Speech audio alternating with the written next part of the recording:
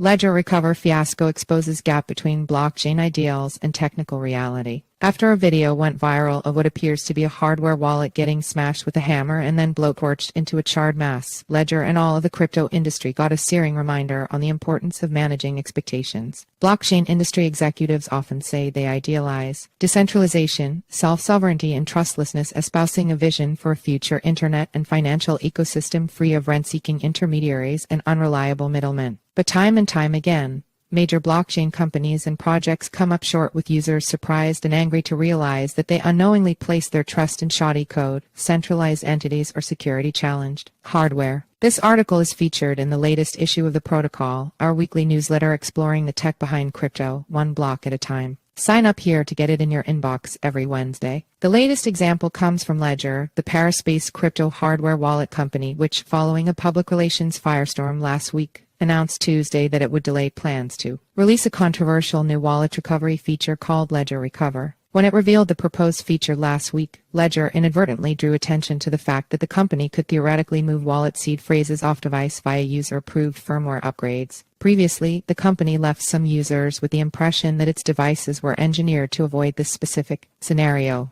Once the potential backdoor was revealed, outrage flooded crypto Twitter, with posters panning Ledger for being out of touch with its own customer base, ostensibly self-sovereign types who want nothing but to be entirely in control of their own crypto. Ledger vehemently denied allegations that its capabilities amounted to a backdoor, but the company's initial response to the outrage, pointing out in a now-deleted tweet that users were always trusting Ledger not to extract user keys, only served to fuel the furor. One widely circulated video appeared to show a user smashing a Ledger device with a hammer and then blowtorching it into flames. In a letter posted to Twitter on Tuesday, Ledger CEO Pascal Gauthier apologized to customers, promised to open source as much of the Ledger operating system as possible, and said he'd delay the release of Ledger Recover. Delay or no, Ledger's theoretical ability to move user keys via future software upgrades remains intact, mainly as a byproduct of technical constraints with how Ledger and similar wallets are engineered. The fiasco served as a valuable crash course on the limitations of hardware wallets, generally considered the most secure way to hold crypto.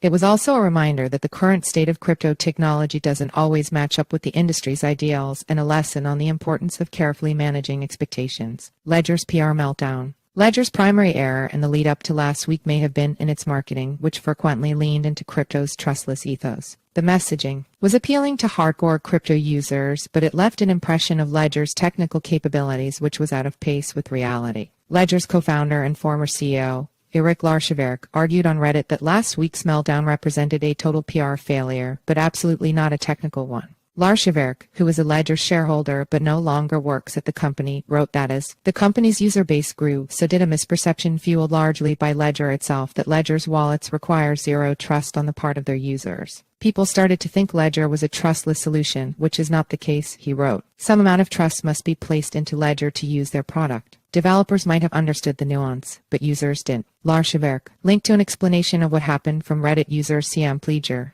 Fundamentally, nothing has changed with the Ledger hardware or software, CM Pleager wrote. What has changed is that the Ledger developers have decided to add a feature and take advantage of the flexibility their little computer provides, and people finally started to understand the product they purchased and trust factor involved. The most upvoted comment on that post came from Reddit user Florian985. What I learned is that I know nothing about the wallet I'm using. Hardware limitations. It's reasonable to be angry when companies oversell their products, but goals like trustlessness and decentralization exist on a spectrum, and hardcore crypto acolytes who think they can abandon one company for a more ideologically pure alternative might be disappointed. The case of Ledger highlights how the overall state of blockchain technology simply isn't up to the task of some of the industry's boldest promises. Ledger boasts that its USB thumb drives are among the most secure ways to hold crypto, because they store user keys in a secure element, a mini computer chip that is supposed to be impenetrable. Ledger's trustlessness claims mainly center around the secure element, and the company explicitly reassured users that it's unable to reach into the element to obtain user keys. According to Christopher Allen, chief architect at Blockchain Commons, a crypto infrastructure not-for-profit, chip technology is not yet at the point where Ledger could make such a guarantee. Ledger got caught in a weakness that all wallets to a certain extent have today because of chip technology, Allen told CoinDesk. Secure element chips can't perform the kind of cryptography needed to completely encrypt user keys on a device. Allen says his team at Blockchain Commons is working to change this, though the tech isn't ready.